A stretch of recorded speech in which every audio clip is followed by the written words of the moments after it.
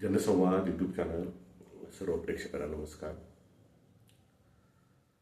नाशिकमध्ये विशेषतः नाशिक जिल्ह्यामध्ये दोन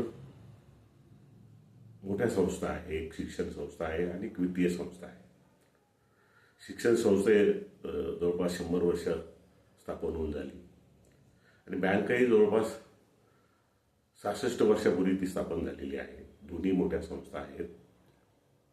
पण अलीकडच्या काळामध्ये दोन्ही ठिकाणी आपल्याला बदल होताना दिसत आहे.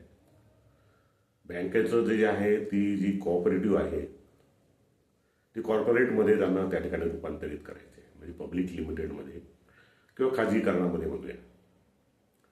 आणि MEP नावाची जी शिक्षण संस्था आहे, फार मोठी संस्था आहे, त्यांना या ठिकाणी त्यांच्या संस्थेच्या माध्यमातून खाजगी विद्यापीठ त्यांना या ठिकाणी स्थापन करायचं आहे.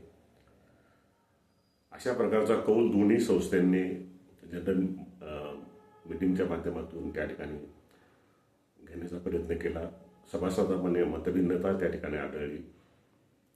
निर्णय झाला आहे, निर्णय नाही झाला पण आहे, अशा दोन्ही गोष्टी आहेत. आता याच्यातून पुढे कसं जाणार हे काही आपल्याला आज सांगता येत नाही.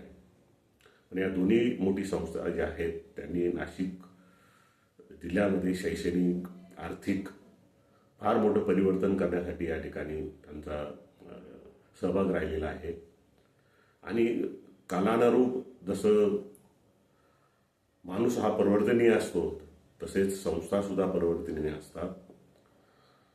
बदलत्या काळात बदललं पाहिजे तरच या संस्था टिकतील.